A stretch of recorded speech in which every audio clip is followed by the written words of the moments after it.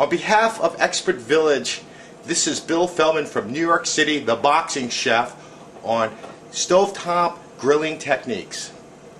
Alright, right now I have the vegetables cooking, and what I'm going to do is I'm going to season with a little garlic. A little granulated garlic here. Not too much, but enough just to get a really good flavor. I'm going to throw a little pepper.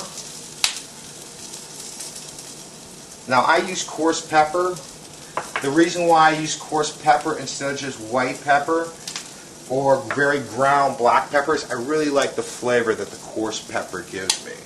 It really brings out the ambience in the food.